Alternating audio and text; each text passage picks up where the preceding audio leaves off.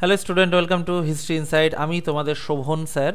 তা প্রতিদিনের মতো আজকে রাত 9টায় তোমাদের হচ্ছে ক্লাস নিয়ে চলে এলাম। তবে আজকের ক্লাসটা তোমরা রেকর্ডিং দেখবে, তবে লাইভের মতোই দেখবে, বুঝতে পারবে না যে এটা লাইভ না রেকর্ডিং। তা কারণ আমার আজকে একটা জায়গায় যাওয়ার আছে, তোমাদের ক্লাসটা ভাবলাম অফ যাবে, তার জন্য আমি ক্লাসটা এখন মানে আগের থেকে রেকর্ডিং করে এখন আপলোড করে দিচ্ছি। তা চলো আজকে আমরা রাজ্য আইনসভার পার্ট 2 পড়বো। আর আমাদের রুটিন হলো সোম, মঙ্গল, বুধ ইতিহাস, বৃহস্পতি, শুক্র ভূগোল, পলিটি শনিবার অর্থাৎ আজকে, আর রবিবার স্ট্যাটিক জিকে। তা প্রতিদিন রাত 9টায় চলে আসবে। আর আমরা এই ব্যাচে 10,000 প্লাস এমসিকিউ করবো। 10,000, প্রথমে 8,500 বলেছিলাম, বাট এখন 10,000 প্লাস এমসিকিউ টার্গেট নিয়েছি আমরা, বুঝতে পেরেছো? ইতিহাস থেকে 3,500, জিওগ্রাফি থেকে ওই 2700-2800 মতো, পলিটি থেকে তোমার 2,000, স্ট্যাটিক জিকে থেকে 2,000। তা প্রতিদিন ক্লাসের আগে ক্লাসের লিঙ্কের জন্য টেলিগ্রামে গিয়ে সার্চ করো history insight, history insight INSIGHT, বা Shovan sir SHOVAN, Shovan sir, বা 9476429107, এই নম্বরে যদি জাস্ট একটা হাই লিখতে পারো, অটোমেটিকলি হোয়াটসঅ্যাপে গিয়ে হাই লিখবে, অটোমেটিকলি তোমার কাছে গ্রুপ লিঙ্ক চলে যাবে। কেমন? তাহলে আজকে ক্লাসটা চলো শুরু করি। কেমন? চলো দেখো, বিধানসভার সংখ্যাগরিষ্ঠ দলের নেতাকে বলো। বিরোধী দলের নেতা অর্ধাক্ষ, অর্থমন্ত্রী, মুখ্যমন্ত্রী। বলো, লোকসভার বিরোধী দলের তোমার সংখ্যাগরিষ্ঠ দলের নেতা কে হন? আমরা আজকে রাজ্য বিধানসভার পার্ট 2টা পড়ছি আর কি।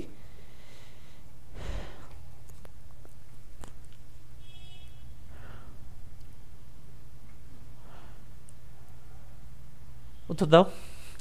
আর উত্তর হবে তোমার মুখ্যমন্ত্রী। দেখো, আমাদের ভারতে 28টি স্টেট, 8টি কেন্দ্রশাসিত অঞ্চল, তার মধ্যে 28টি স্টেটের বিধানসভা আছে, এবং কেন্দ্রশাসিত অঞ্চলের মধ্যে জম্মু কাশ্মীরে তোমার রিসেন্ট ভোট হলো। জম্মু কাশ্মীর, দিল্লি, আর হলো পুদুচেরি আর কি, আগে ছিল পন্ডিচেরি। তাই এই 3টে জায়গায় তোমার নির্বাচিত আর কি আছে, মানে তোমার সরকার আছে, অর্থাৎ ওদের তাহলে বিধানসভা আছে। আর বিধান আর বাদ বাকিগুলো তোমার হচ্ছে ওই লেফটেন্যান্ট গভর্নর দিয়ে সেন্ট্রালের নিয়ন্ত্রণাধীন থাকে। তা এই বিধানসভা তোমার রাজ্যের আইনসভা, বুঝতে পেরেছো? বিধানসভা হলো রাজ্যের আইনসভা। রাজ্যের আইনসভার তোমার হচ্ছে নিম্নকক্ষ, এক কথায়। দেখো, আমাদের ওয়েস্ট বেঙ্গলে রাজ্যের আইনসভা বলতে শুধুমাত্র বিধানসভা, বুঝতে পেরেছো? এর একটা কক্ষ, কিন্তু কিছু কিছু স্টেটে বিধানসভার পাশাপাশি বিধান পরিষদও থাকে। যেরকম তুমি যদি দেখো কর্ণাটকই দেখো না, কর্ণাটকে তোমার বিধান পরিষদ আছে। তাহলে সেই কক্ষে তোমার মানে তোমার রাজ্য আইনসভা বোঝাতে শুধু বিধানসভা না, বিধানসভার পাশাপাশি বিধান পরিষদও বোঝায়। তা রাজ্য আইনসভার কি তোমার আগের মানে গত ক্লাসে এই সম্পর্কে ডিটেলসে বলা হয়েছে, বুঝলে? রাজ্য আইনসভা কেন্দ্রীয় আইনসভার মতো। কেন্দ্রীয় আইনসভা যেরকম দুটো পার্ট থাকে, লোকসভা, রাজ্যসভা, নিম্নকক্ষ লোকসভা, উচ্চকক্ষ রাজ্যসভা, ঠিক তেমনই রাজ্য আইনসভার তোমার হচ্ছে দুটো পার্ট, একটা হলো নিম্নকক্ষ আর একটা হলো তোমার উচ্চকক্ষ। নিম্নকক্ষ আর একটা হলো উচ্চকক্ষ। তা এই উচ্চকক্ষ সব জায়গায় থাকে না, তার মধ্যে হচ্ছে বিধান সভা। নিম্নকক্ষ হলো বিধান সভা, আর উচ্চকক্ষ হলো বিধান পরিষদ, বুঝতে পেরেছো? বিধান পরিষদ।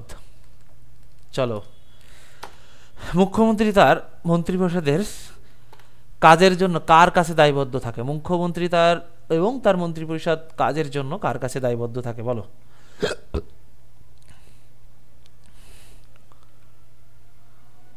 এ না, হ্যাঁ হ্যাঁ, ঠিক আছে 43, ঠিক আছে। চলো, হ্যাঁ, মুখ্যমন্ত্রী তার কাজের জন্য কার কাছে দায়বদ্ধ থাকে বলো? মুখ্যমন্ত্রী তার কাজের জন্য কার কাছে দায়বদ্ধ থাকে বলো? সরি, মুখ্যমন্ত্রী ও তার মন্ত্রিপরিষদ কাজের জন্য কার কাছে দায়বদ্ধ থাকে? বলো বলো বলো।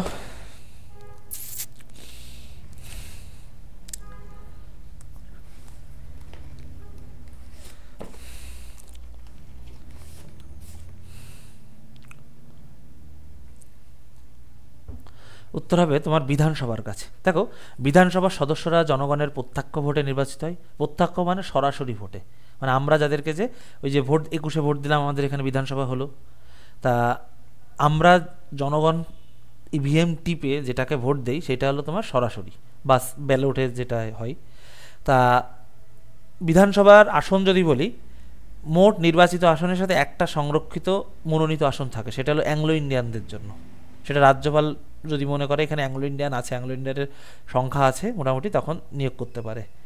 তা তোমার হচ্ছে আমাদের ওয়েস্ট বেঙ্গলের বিধানসভার সিট কয়টি? তোমার ডাব্লিউবি বিধানসভার সিট কয়টি তোমার? বিধানসভার আসন কয়টি? আসন হলো তোমার হচ্ছে কয়টি? 295টি। তোমরা অনেকেই বলবে 294, স্যার লিখছেন 294 বলে, অনেকে বলে যে 294, আমি একাই প্রার্থী। হ্যাঁ, 294টা হলো নির্বাচিত আসন, ওই একটা অ্যাংলো ইন্ডিয়ানদের জন্য, বুঝতে পেরেছো? আমি বলেছি বিধানসভার আসন, আমি কিন্তু বলিনি এখানে নির্বাচিত না মনোনীত। আর ডাব্লিউবি বিধানসভার তোমার হচ্ছে নির্বাচিত আসন, নির্বাচিত আসন তাহলে কয়টি তোমার? তখন হলো 294টি। আর এক হলো তোমার কি? অ্যাংলো ইন্ডিয়ানদের জন্য, বুঝতে পেরেছো? অ্যাংলো ইন্ডিয়ানদের জন্য, ইন্ডিয়ানদের জন্য বরাদ্দ। বলো ক্লিয়ার তো? অ্যাংলো ইন্ডিয়ানদের জন্য বরাদ্দ ক্লিয়ার হলো আশা করি। তা হলো দেখো, বিধানসভার তুমি যদি বলো বিধানসভায় তোমার হচ্ছে 500-র বেশি আসন কোনো বিধানসভায় করতে পারবে না, বুঝলে? 500-র বেশি বিধানসভার সদস্য সংখ্যা, আসন মানেই তো সদস্য সংখ্যা না? আচ্ছা, এটা পরে বলছি, চলো এটা তো। বিধানসভার অধিবেশন কে সভাপতিত্ব করেন? আচ্ছা, এটা পরে বলবো ওটা। বিধানসভার অধিবেশন কে সভাপতিত্ব করেন বলো? বিধানসভার অধিবেশন কে সভাপতিত্ব করেন বলো? বিধানসভার অধিবেশন কে সভাপতিত্ব করেন? আর প্রতিদিন ক্লাসের আগে ক্লাসের লিঙ্কের জন্য টেলিগ্রামে গিয়ে সার্চ করো হিস্ট্রি ইনসাইট, INSIGHT, বা শোভন স্যার, SHOVAN, বা শোভন স্যার, বা শোভন স্যার। আচ্ছা বলো কে সভাপতিত্ব করেন? 45 হলো সি, স্পিকার বা অধ্যক্ষ। দেখো, অঙ্গরাজ্যের বিধানসভার সভাপতিকে স্পিকার বলা হয়। অঙ্গরাজ্যের বিধানসভার নব নির্বাচিত সদস্যগণ তাদের মধ্য থেকে একজন স্পিকারকে নিয়োগ করেন। এই স্পিকার কি? ওই যে বিধানসভায় যে সদস্যরা জিতে যায় সেই সদস্যদের মধ্যেই একজন স্পিকার হিসেবে মানে সবাই নির্বাচিত করেন, বুঝতে পেরেছো? তা বিধানসভার সংখ্যাগরিষ্ঠিত রাজনৈতিক দলের নির্বাচিত সদস্যদের মধ্যে স্পিকার নির্বাচিত হন। তা লোকসভার স্পিকারের নিরপেক্ষতা রক্ষার যে ব্যবস্থা নেয়, রাজ্য বিধানসভার ক্ষেত্রেও তাই। মানে লোকসভা বিধানসভা স্পিকারের ক্ষেত্রে যে প্রসিডিওর বা যে ব্যবস্থা থাকে, রাজ্য বিধানসভার ক্ষেত্রেও তাই। তাই স্পিকার বিধানসভার আলোচনা অংশগ্রহণ করবেন না, বিধানসভায় যে আলোচনা সেটা অংশগ্রহণ করবে না। তো চলো একটু দেখে নিই কী কী আছে। স্পিকার তোমার হচ্ছে, স্পিকার বিধানসভার আলোচনায় অংশগ্রহণ করবে না, বিধান সভার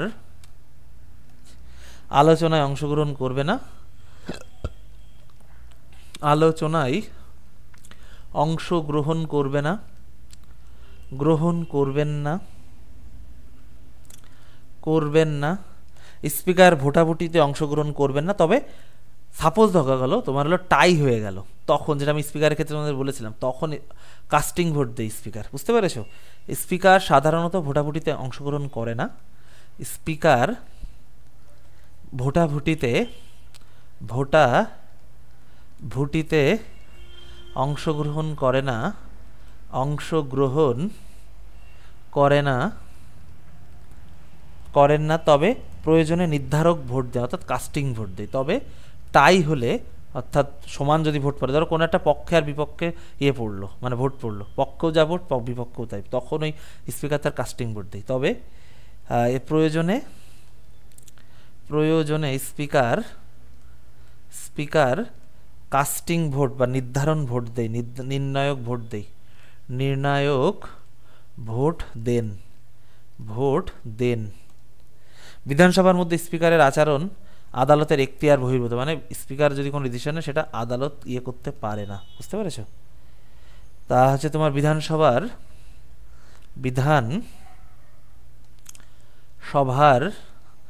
মধ্যে, তবে কিছু কিছু ক্ষেত্রে আদালত নাক গলাতে পারে, বুঝতে পেরেছো? স্পিকারের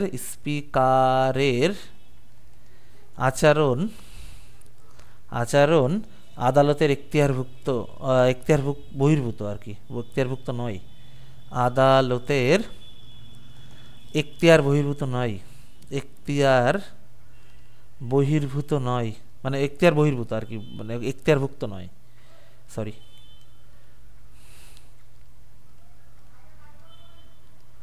বহির্ভূত। তা স্পিকারের কাজ কি চলো আচ্ছা চলো এখানে লিখবো স্পিকারের কাজ। দেখো স্পিকারের কাজ হলো তোমার বিধানসভার তর্ক বিতর্ক অনুসরণ করানো। স্পিকার তোমার হচ্ছে অন্যতম কাজ হলো বিধানসভার শান্তি শৃঙ্খলা রক্ষা। কোনো সদস্য শান্তি শৃঙ্খলা ভঙ্গ করলে তাকে তোমার হচ্ছে বহিষ্কার বা তিরস্কার করা, বুঝতে পেরেছো? তবে যদি কোনো সদস্যকে বহিষ্কার করে দেয় সে আদালতে চ্যালেঞ্জ করতে পারে, এই ক্ষেত্রে করা যায়। স্পিকার বিধানসভার সঙ্গে রাজ্যপালের যোগসূত্র স্থাপন করে, এইটা লিখে রাখো। স্পিকার বিধানসভার সাথে স্পিকার বিধানসভার সাথে বিধান সভার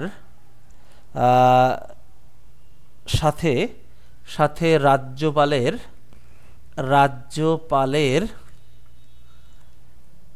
রাজ্যপালের যোগসূত্র স্থাপন করে, যোগসূত্র স্থাপন করেন, বুঝতে পেরেছ? স্থাপন করেন। স্পিকার বিধানসভার প্রয়োজন অনুসারে বিভিন্ন কমিটি নিয়োগ করেন এবং কমিটিগুলো সভাপতি নিয়োগ ও কার্য পরিচালনার বিষয়ে নির্দেশও প্রদান করে, এটাও লিখে রাখো। স্পিকার বিধানসভার তোমার হচ্ছে বিধানসভায় প্রয়োজনে বিভিন্ন কমিটি নিয়োগ করেন,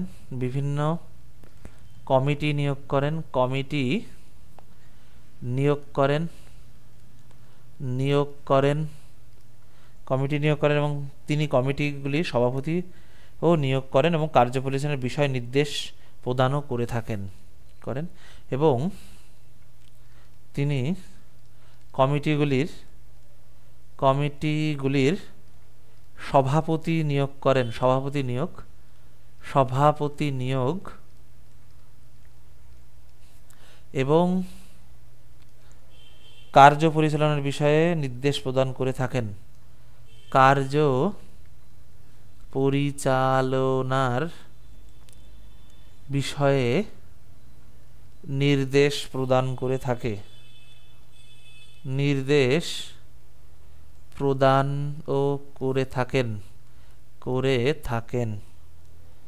আচ্ছা, বিধানসভায় যদি দল ত্যাগ বিরোধী আইন অনুসারে যোগ্যতা পদে মানে কোনো প্রার্থী তার যোগ্যতা হারান, সে বিষয়ে স্পিকার চূড়ান্ত সিদ্ধান্ত গ্রহণ করে।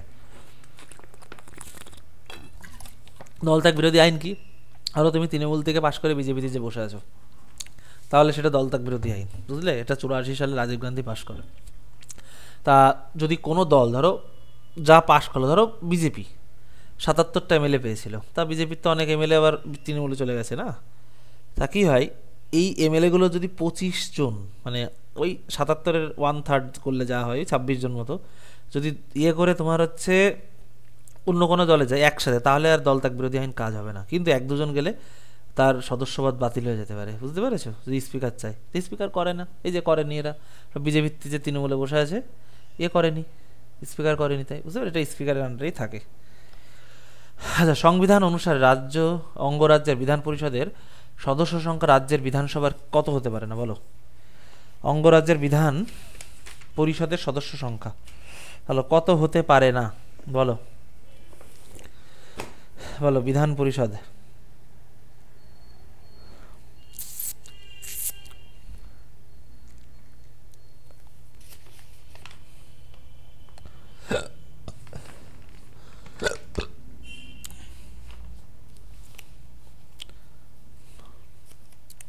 উত্তর হবে 1/3 বেশি হবে না, বুঝতে পেরেছো? 1/3 বেশি হবে না। ধরো কোনো বিধানসভার মানে কোনো একটা স্টেট, তার সিট আছে ধরো 120টা বিধানসভার সিট, তা এর 120-র 1/3 করলে কত তোমার 40, তাহলে 40টা হবে তোমার বিধান পরিষদের সিট, বুঝতে পেরেছো? বিধান পরিষদের আসন। আর এইটা হলো কি বিধানসভার আসন, সভার আসন, বুঝতে পেরেছো? বিধানসভার আসন, এই দুটো। এবার হলো কি বিধানসভা কি, বিধান পরিষদ কি রাজ্যের উচ্চকক্ষ, রাজ্যের আইনসভার উচ্চকক্ষ। তবে তোমার হচ্ছে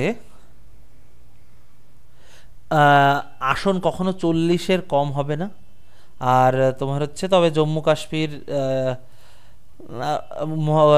না ওটা না, তবে আসন 40-এর কম হবে না, তবে আসন 40-এর তবে আসন 40-এর কম হবে না, কম হবে না। তাহলে কি হলো তোমার, কোন কোন স্টেটে বিধান পরিষদ আছে চলো লিখে নিই। অন্ধ্রপ্রদেশে আসন হলো 58টা। অন্ধ্রপ্রদেশে আছে তোমার হলো 58টা অন্ধ্রপ্রদেশ। আর 40টার কম ছিল জম্মু কাশ্মীরে, তা এখন তো জম্মু কাশ্মীর তো আর স্টেট নেই, ওটা তো রাজ্যের মর্যাদা ইয়ে নেই, ওখানে কেন্দ্রশাসিত অঞ্চল বানিয়ে দিয়েছে তো না। বিহার 96, মহারাষ্ট্র কত তোমার হচ্ছে 78, বুঝতে পেরেছো। কর্ণাটক 75,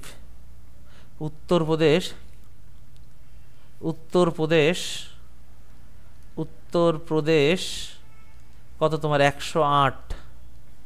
আর হলো তেলেঙ্গানা 6টা জায়গায় আছে এখন, তেলেঙ্গানা তোমার হচ্ছে কত 40। মনে রাখবে এইগুলো দিই কোন স্টেটে বিধান পরিষদ আছে, কোন স্টেটে নেই, এরকম দিয়ে দিই, বুঝলে।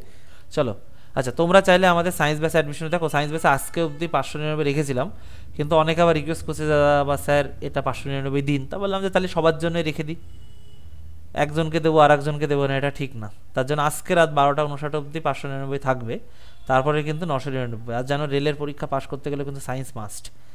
সপ্তাহে 4 দিন ক্লাস, সোম মঙ্গল বৃহস্পতি শুক্র, ক্লাসের সময় 2 ঘন্টা, সম্পূর্ণ সায়েন্স কমপ্লিট হবে, physics chemistry biology technology numeric EVS. Live class 5 মাস চলবে, ব্যাচটির মেয়াদ 1 বছর, অর্থাৎ ক্লাস শেষ হওয়ার পর তুমি রেকর্ডিং ভিডিও দেখতে পারবে। হিস্ট্রি ইনসাইট অ্যাপ বা আমাদের ওয়েবসাইট www.historyinsight.in ওয়েবসাইটে ক্লাস হবে, চ্যাপ্টার ভিত্তিক ক্লাস হবে, ক্লাসের পর ক্লাস নোট পেয়ে যাবে এবং সেটা প্রিন্ট আউট করতে পারবে। 12 ডিসেম্বর থেকে ব্যাচ শুরু, ব্যাচে ভর্তি ডেমোর জন্য এই নম্বরে কন্ট্যাক্ট করে। এটা স্পেশালভাবে রেলকে টার্গেট করে করানো, তবে রাজ্য কেন্দ্র সরকারের সকল পরীক্ষা হেল্পফুল হবে, বিশেষ করে WBCS। আমি বলবো ডেমো ক্লাস দেখো, দেখে অ্যাডমিশন নাও। ডেমো ক্লাসের জন্য 9476429107 এই নম্বরে কন্ট্যাক্ট করো, কেমন। দাঁড়াও, চলো পরেরটা দেখি। স্বাধীনোত্তর পশ্চিমবঙ্গে সর্বপ্রথম বিধানসভা অনুষ্ঠিত হয় কত, বিধানসভা নির্বাচন অনুষ্ঠিত হয় কত সালে বলো। শোনো, আমি বিধানসভার আসনগুলো তোমাদের লিখিয়ে দেবো, এগুলো না পরীক্ষায় দেই, বুঝলে।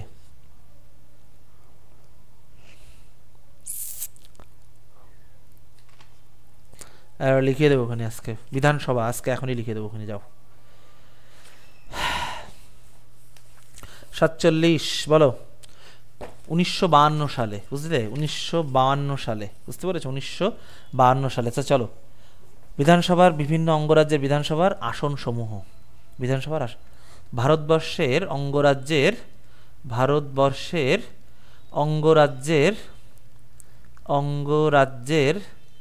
বিধানসভার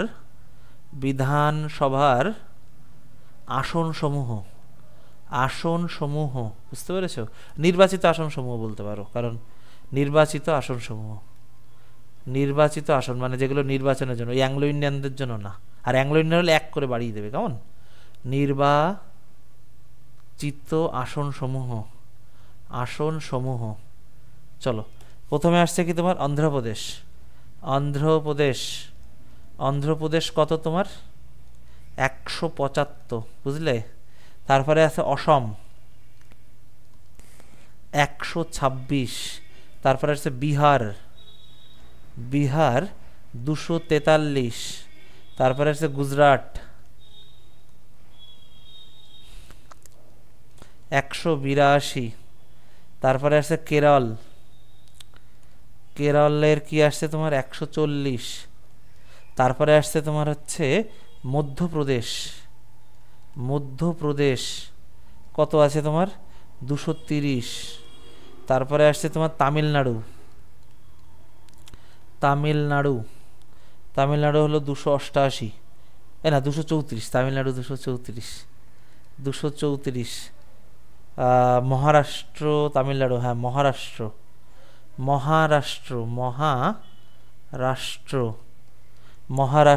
288।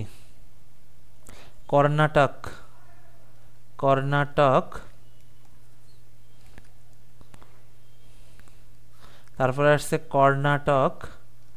কর্ণাটক আছে তোমার হলো 224। ওড়িশা ওড়িশা 147, তারপরে আছে পাঞ্জাব 117,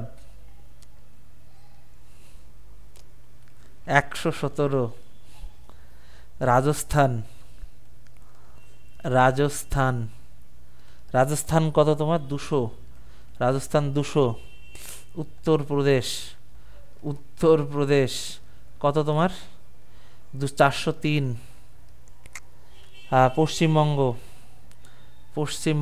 294, পশ্চিমবঙ্গ 294, জম্মু কাশ্মীরটা মনে হয় ভেঙে গেছে বুঝলে,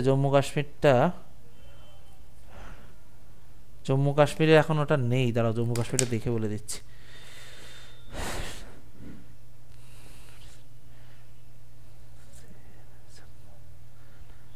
কাশ্মীর লেজিসলেটিভ অ্যাসেম্বলি 95 এখন জম্মু কাশ্মীরেতে আছে তোমার।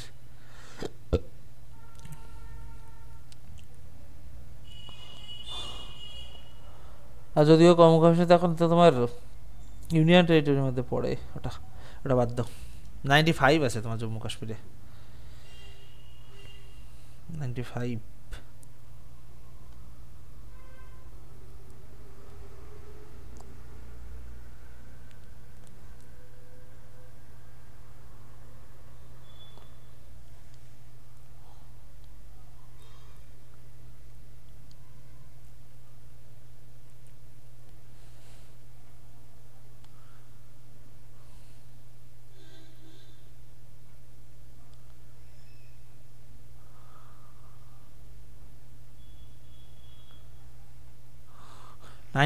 আছে তোমার জম্মু কাশ্মীরে বুঝলে, পশ্চিমবঙ্গ। আচ্ছা, তারপরে আছে নাগাল্যান্ড কত তোমার 60, তারপরে আছে তোমার হরিয়ানা কত 90, তারপরে আছে তোমার হিমাচল প্রদেশ কত তোমার 68, হিমাচল প্রদেশ 68, মণিপুর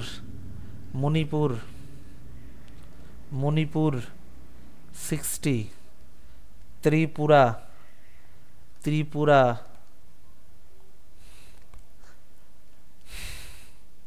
মেঘালয় 60, মিজোরাম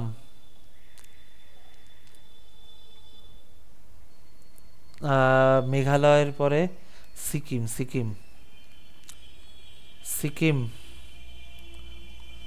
32, মিজোরাম 40, অরুণাচল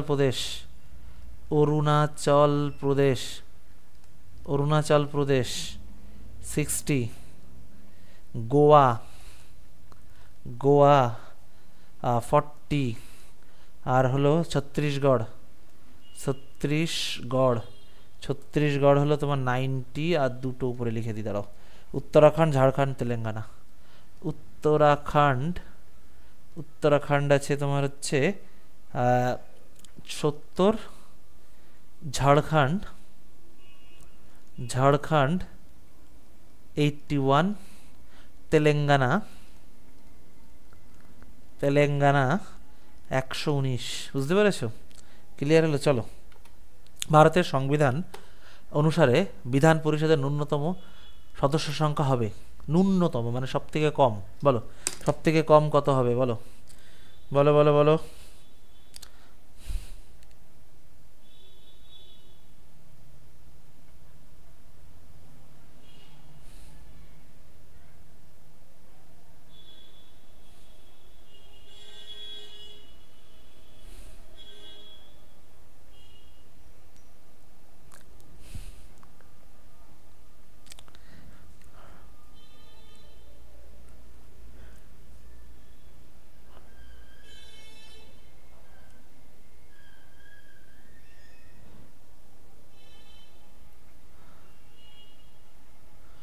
আচ্ছা, কি হবে 60 জন, বুঝতে পেরেছো? 60 জন। আর হলো সব থেকে বেশি সর্বোচ্চ কত সর্বোচ্চ হলো তোমার হলো 500 জন, সর্বোচ্চ হলো 500 জন, মানে 500টা সিট বা 500 আসন যাই বলো না কেন। চলো, আচ্ছা, ভারতীয় সংবিধান অনুসারে কোনো অঙ্গরাজ্যে বিধানসভার মোট সদস্য সংখ্যা কত বেশি হবে না বলো। একটু আগে বললাম, প্রতিদিন ক্লাসের আগে ক্লাসের লিঙ্কের জন্য টেলিগ্রামে গিয়ে সার্চ করবে history insight, history insight INSIGHT, বা Shovan sir SHOVN, Shovan sir, বা 9476429107। কেমন? চলো চলো, উত্তর হবে 500-র বেশি হবে না, 49B, 500-র বেশি হবে না। চলো, অঙ্গরাজ্যের বিধানসভার ন্যূনতম সদস্য সংখ্যা কত? এই কোশ্চেনটা রিপিট হয়ে গেল মনে হচ্ছে, 60-এর কম হবে না, সরি। চলো, আচ্ছা, ভারতীয় সংবিধানের কত নম্বর ধারা অনুসারে বিধান পরিষদ সৃষ্ট অথবা বিলোপের কথা বলা হয়েছে বলো। ভারতীয় সংবিধানের কত নম্বর আর্টিকেল অনুসারে বলো, বলো বলো বলো, কত নম্বর আর্টিকেল অনুসারে বলো, কত নম্বর আর্টিকেল? 51। দেখো, 51 হবে তোমার হচ্ছে, বলো উত্তর দাও। উত্তর হবে বি। দেখো, ওই বিধান পরিষদ যে থাকতে হবে এমন কিন্তু বাধ্যবাধকতা আমাদের সংবিধান দেয়নি। কোনো স্টেট চাইলে রাখতে পারে, যে 6টা স্টেটে আছে বললাম তোমাদেরকে, বাট কোনো স্টেট চাইলে ওটাকে তুলেও দিতে পারে। তা ভারতীয় সংবিধানের 169 নম্বর আর্টিকেল অনুসারে বিধান পরিষদের গঠন ও অবলুপ্তির কথা বলা হয়েছে, বুঝতে পেরেছ? তা ঠিক 1969 সালে পশ্চিমবঙ্গ বিধান পরিষদ অবলুপ্তি ঘোষণা করা হয়, বুঝতে পেরেছ? তা বিধানসভার সুপারিশ ক্রমে বিধান পরিষদ গঠন বা বিলোপ করা যায়। তাহলে কি বিধানসভার সুপারিশ ক্রমে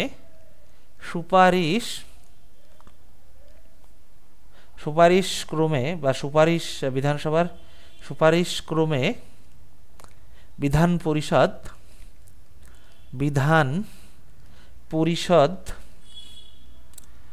গঠন বা বিলোপ করা যায়, তা ডাব্লিউবিতে পশ্চিমবঙ্গে 1969 সালে পশ্চিমবঙ্গ বিধান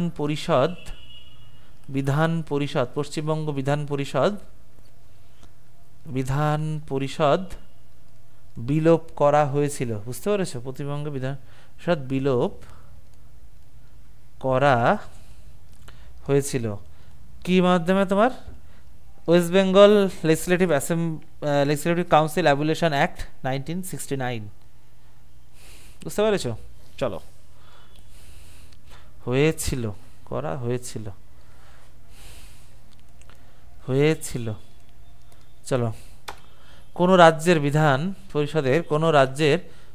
পরিষদের বিলোপ করতে হলে ওই মর্মে প্রস্তাব সংশ্লিষ্ট রাজ্যের বিধানসভার উপস্থিত ও ভোটদানকারী সদস্যদের কত অংশে সমর্থিত হতে হবে? 1/3, 2/3, অর্ধেক দ্বারা, বা মুখ্যমন্ত্রীর ইচ্ছা অনুযায়ী, বলো।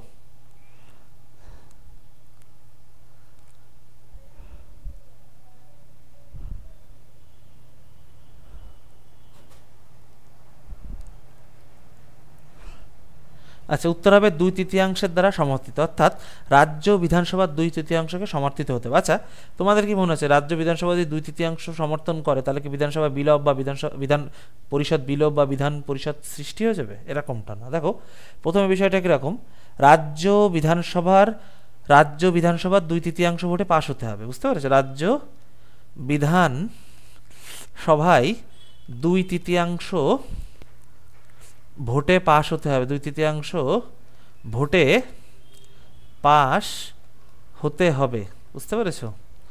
তারপর কি তোমার, তারপর হলো এই যে পাশ হয়ে গেল, তারপর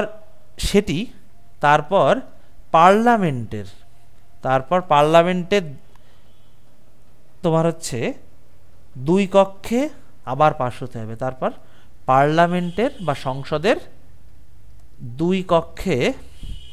2 কক্ষে পাশ হতে হবে, বুঝতে পেরেছো? তারপর সেটিকে তোমার রাষ্ট্রপতির কাছে পাঠানো হবে, রাষ্ট্রপতি অনুমতি দিলে সেটা তোমার বিধান পরিষদ হয় গঠন নাই বিলোপ হবে। বুঝতে পেরেছো? তারপর তারপর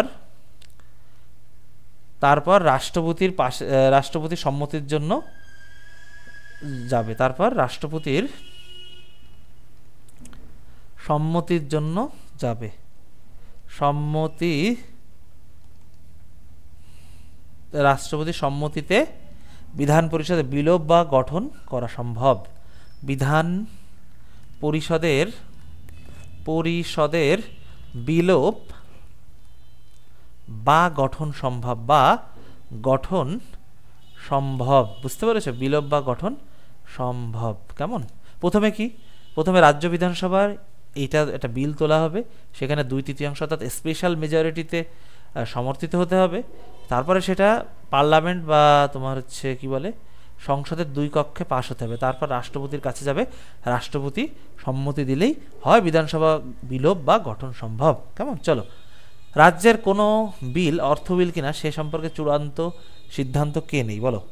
রাজ্যের কোনো বিল যে অর্থ বিল কিনা সেটা কে নেই বলো? অর্থ বিল না সেটা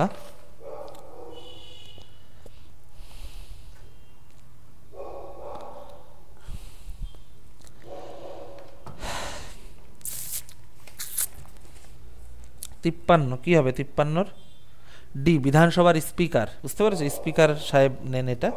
কেমন? স্পিকার সাহেব নেন। আর বিধানসভা তোমার মূলত তোমার কি বিধানসভার কিছু অর্থ সংক্রান্ত ক্ষমতা থাকে, সেগুলো হলো তোমার রাজ্যের বিভিন্ন যে অর্থ সংক্রান্ত ক্ষমতা সেগুলো রাজ্য বিধানসভার আন্ডারে থাকে।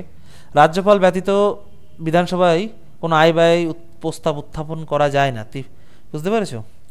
এটা লিখে রাখতে পারো, রাজ্যপালের অনুমতি ব্যতীত রাজ্যপালের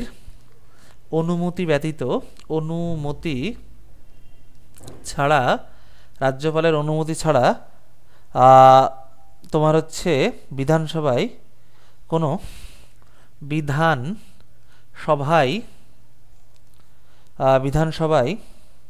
কোনো ব্যয় বরাদ্দ প্রস্তাব উত্থাপন করা যায় না। ব্যয় বরাদ্দের প্রস্তাব উত্থাপন করা যায় না।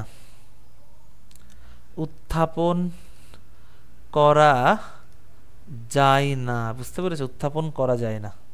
কেমন? চলো, আচ্ছা, তোমরা চাইলে সায়েন্স ব্যাচে অ্যাডমিশন নিতে পারবে। জানো রেল কিন্তু পাস করতে গেলে সায়েন্স মাস্ট। আমি বলবো ডেমো ক্লাস দেখে যদি ভালো লাগে অ্যাডমিশন নিও, নাহলে নেওয়ার দরকার নেই। কেমন? সপ্তাহে 4 দিন ক্লাস, সোম মঙ্গল বৃহস্পতি শুক্র। ক্লাসের সময় 2 ঘন্টা, সম্পূর্ণ সায়েন্স কমপ্লিট হবে। Physics, chemistry, biology, technology, numeric, EVS. Live class 5 মাস চলবে। ব্যাচটির মধ্যে 1 বছর, অর্থাৎ ক্লাস শেষ হওয়ার পরে তুমি রেকর্ডিং ক্লাস দেখতে পারবে। হিস্ট্রি ইনসাইড অ্যাপ বা আমাদের ওয়েবসাইট www.history.in এই ওয়েবসাইটে ক্লাস হবে। চ্যাপ্টার ভিত্তিক ক্লাস হবে। ক্লাসের পর ক্লাস নোট পেয়ে যাবে। ক্লাস নোট প্রিন্ট আউট করা যাবে। 12 ডিসেম্বর 2024 বৃহস্পতিবার থেকে ব্যাচটি শুরু। ব্যাচে ভর্তি জমার জন্য এই নম্বরে কন্ট্যাক্ট করে। এটি স্পেশাল রেলকে টার্গেট করে করানো, তবে রাজ্য সরকারের সকল পরীক্ষা হেল্পফুল হবে। নাম হলো 999 টাকা, এটা 1 টাইম পেমেন্ট। তবে আজকের জন্য আমি আজকে তুলে দিতে চেয়েছিলাম, কিন্তু অনেকে আবার বললো যে দাদা আজকে নেবে 599-তে। তা সবাইকে আমি বললাম যে তাহলে সবাইকেই ছাড়টা দিই। তো আজকে রাত 12টা অবধি 599, তারপরে কিন্তু ওটা আবার 999 হয়ে যাবে। কেমন? 150 ঘন্টার ব্যাচ, বাংলার সব থেকে বড় ব্যাচ। এটা গুগল প্লে স্টোরে অ্যাপ পেয়ে যাবে, বা আমাদের ওয়েবসাইট থেকেও নিতে পারবে অ্যাডমিশন। www.historyinsight.in বা 9476429107 এই নম্বরে আমার সাথে কন্ট্যাক্ট করে। আমি বলবো ডেমো ক্লাস দেখে যদি ভালো লাগে অ্যাডমিশন নাও, নাহলে নেওয়ার দরকার নেই। কেমন? চলো, আচ্ছা, পশ্চিমবঙ্গ বিধানসভার নির্বাচিত সদস্য সংখ্যা কত বলো? নির্বাচিত সদস্য সংখ্যা কত বলো? পশ্চিমবঙ্গ বিধানসভার নির্বাচিত সদস্য সংখ্যা কতজন বলো?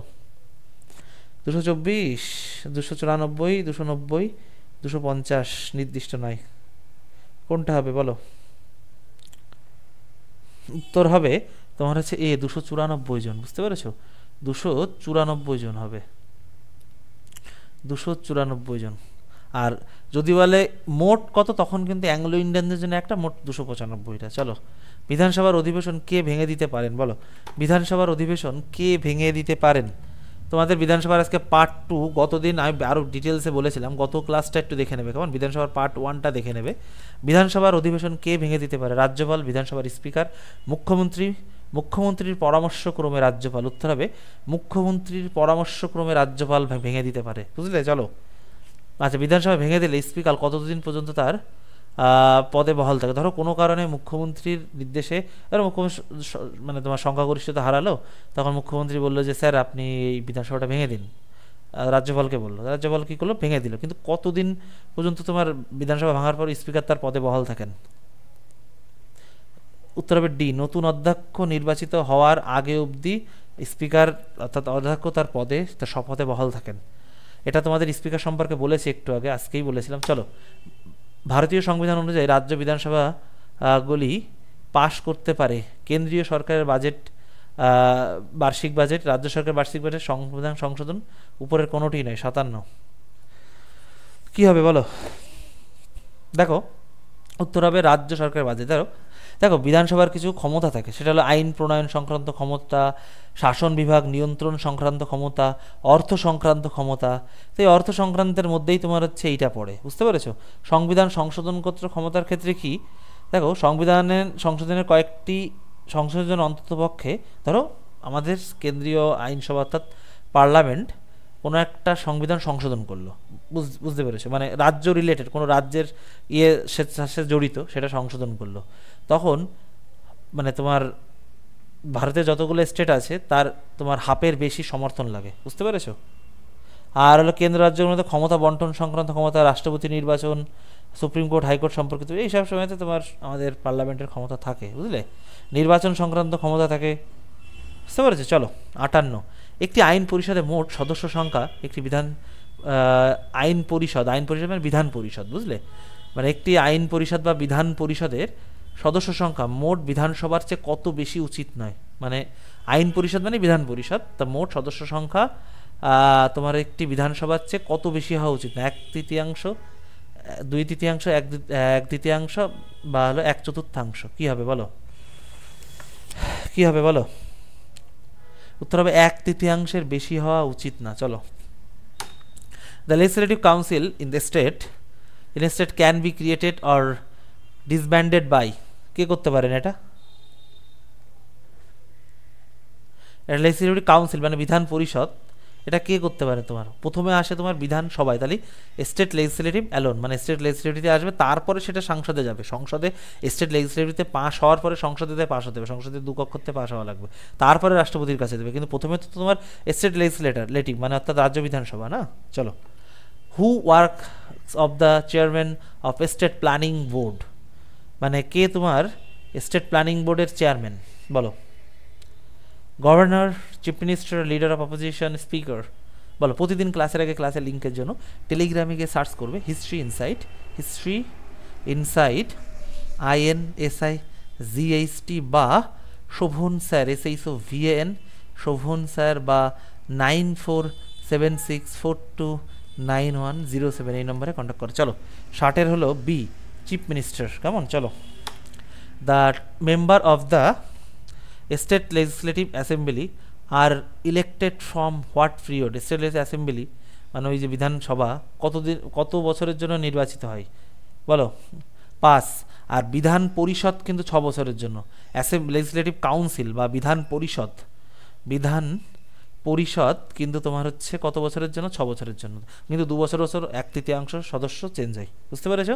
চলো, parliament or state legislative can declare seat vacant if a member absent himself without permission from the session for, ধরো পার্লামেন্ট বা স্টেট লেজিসলেটিভে কোনো সিট ভ্যাকেন্ট হতে পারে যদি কোনো মেম্বার কোনো ডিক্লারেশন না দিয়ে অনুপস্থিত থাকে। উত্তর হবে 60 দিন। যদি কোনো সে না দিয়ে সে অনুপস্থিত থাকে তাহলে তার সিটটা ভ্যাকেন্ট হতে পারে। কেমন? এই যে উত্তর এখানে দেওয়া আছে, আর তোমরা চাইলে সায়েন্সের এই যে উত্তর দেওয়া আছে যারা PDF ব্যাচ অ্যাডমিশনে তারা পেয়ে যাবে, আর যারা PDF ব্যাচ অ্যাডমিশনে তারা লিখে নাও। কেমন? আর প্রতিদিন একটা কথা যে তোমরা জানো রেলের পরীক্ষায় পাশ করতে গেলে কিন্তু সায়েন্স ছাড়া কিন্তু পাশ করতে পারবে না।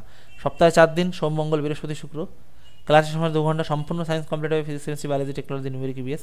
লাইভ ক্লাস 5 মাস চলবে, ব্যাচটির মধ্যে 1 বছর, অর্থাৎ ক্লাস শেষ হওয়ার পর তুমি রেকর্ডিং ক্লাস দেখতে পারবে। হিস্ট্রি ইনসাইড অ্যাপ বা আমাদের ওয়েবসাইটে ক্লাস লাইভ ক্লাস হবে, চ্যাপ্টার ভিত্তিক ক্লাস হবে, ক্লাসের পর ক্লাস নোট পেয়ে যাবে এবং প্রিন্ট আউট করতে পারবে। আমি বলবো ডেমো ক্লাস দেখো, দেখে অ্যাডমিশন নাও। আজকে আমি কালকে অবধি তুলে দিতাম, কিন্তু অনেকে আবার রিকোয়েস্ট করেছিল যে স্যার একটু থাকলে ভালো হয়, কয়েকজন নেবে অ্যাডমিশন। তা বললাম যে ঠিক আছে, সবাইকেই দিই। তাই আজকে রাত 11:59 অবধি 599, তারপরে কিন্তু আবার 999 হয়ে যাবে। 150 ঘন্টার ব্যাস। গুগল প্লে স্টোরে তোমরা হচ্ছে অ্যাপটি পেয়ে যাবে, আর